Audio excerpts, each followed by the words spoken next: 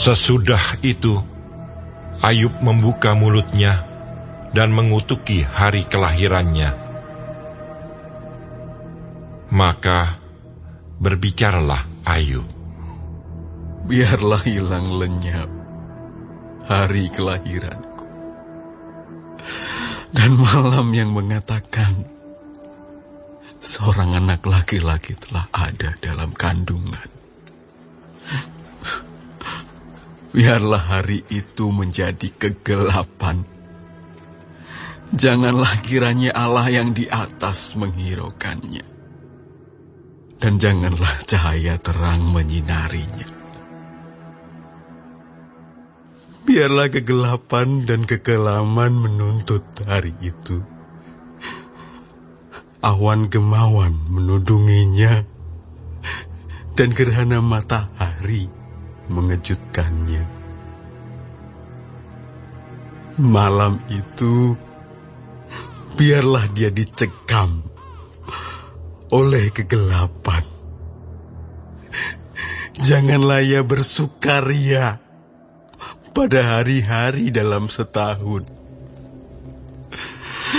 Janganlah ia termasuk bilangan bulan-bulan. Ya, biarlah pada malam itu tidak ada yang melahirkan dan tidak terdengar suara kegirangan.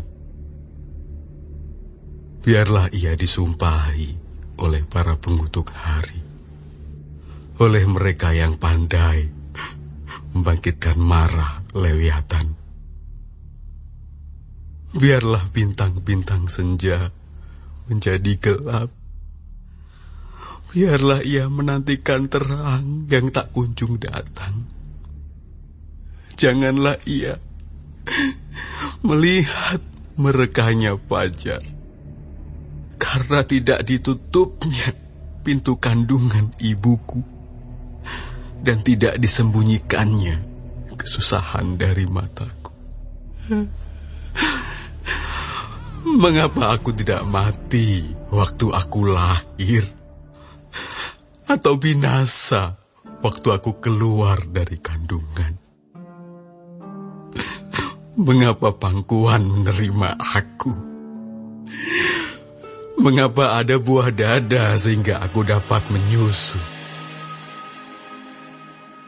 Jikalau tidak, aku sekarang berbaring dan tenang, dan tertidur dan mendapat istirahat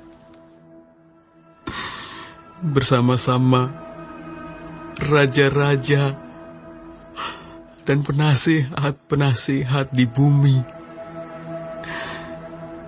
yang mendirikan kembali reruntuhan bagi dirinya, atau bersama-sama pembesar-pembesar yang mempunyai emas, yang memenuhi rumahnya dengan perak. Atau mengapa aku tidak seperti anak gugur yang disembunyikan, seperti bayi yang tidak melihat terang? Di sanalah orang fasik berhenti menimbulkan huru-hara. Di sanalah mereka yang kehabisan tenaga mendapat istirahat, dan para tawanan bersama-sama menjadi tenang. Mereka tidak lagi mendengar suara pengerah. Di sana orang kecil dan orang besar sama, dan budak bebas daripada tuannya. Mengapa terang diberikan kepada yang bersusah-susah, dan hidup kepada yang pedih hati, yang menantikan maut yang tak kunjung tiba,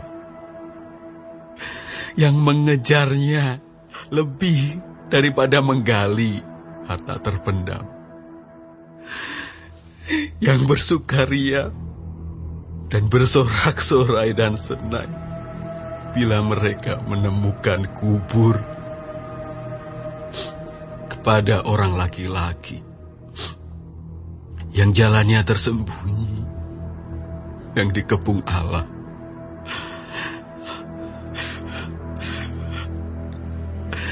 karena ganti rotiku adalah keluh kesahku,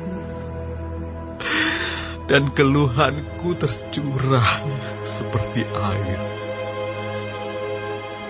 Karena yang kutakutkan, itulah yang menimpa aku. Dan yang kucemaskan, itulah yang mendatangi aku. Aku tidak mendapat ketenangan dan ketenteraman. Aku tidak mendapat istirahat. Tetapi kegelisahanlah yang timbul.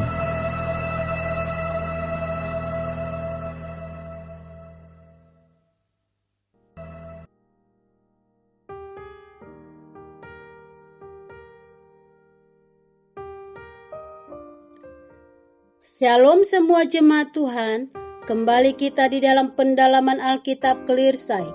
Sekarang kita sudah memasuki kitab Ayub 3. Tuhan Yesus memberkati, di mana temanya adalah ketika hati terluka, datanglah kepada Tuhan dengan jujur. Setelah kehilangan harta, anak-anak, dan kesehatannya, Ayub duduk bersama sahabat-sahabatnya selama 7 hari 7 malam tanpa berkata-kata. Pasal 3 menjadi awal dari curahan hati Ayub. Untuk pertama kalinya, Ayub membuka mulutnya dan mengungkapkan kesedihan yang sangat mendalam. Pasal ini mengajarkan bahwa orang beriman pun dapat mengalami keputusasaan, kebingungan, dan pergumulan batin. Namun di tengah semua itu, kita tetap dapat datang kepada Tuhan dengan jujur. Ayat 1-10, Ayub mengutuki hari kelahirannya. Ayub tidak mengutuki Tuhan, tetapi ia mengutuki hari kelahirannya.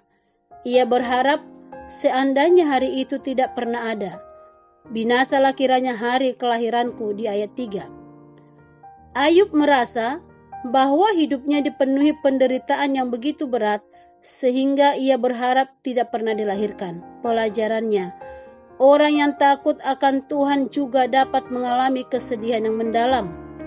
Tuhan tidak menolak doa yang lahir dari hati yang terluka.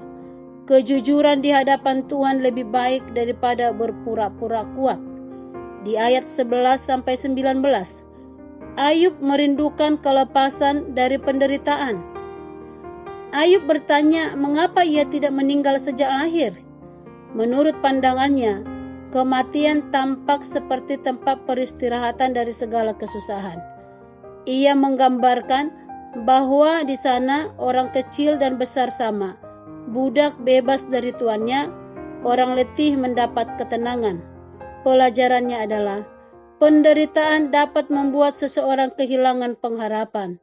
Kita perlu berhati-hati ketika menilai orang yang sedang bergumul, karena kita tidak selalu mengetahui beratnya beban yang mereka tanggung. Tuhan memahami air mata dan pergumulan terdalam umatnya. Di ayat 20-26, pertanyaan Ayub tentang penderitaan. Ayub bertanya mengapa Tuhan masih memberikan hidup kepada orang yang menderita.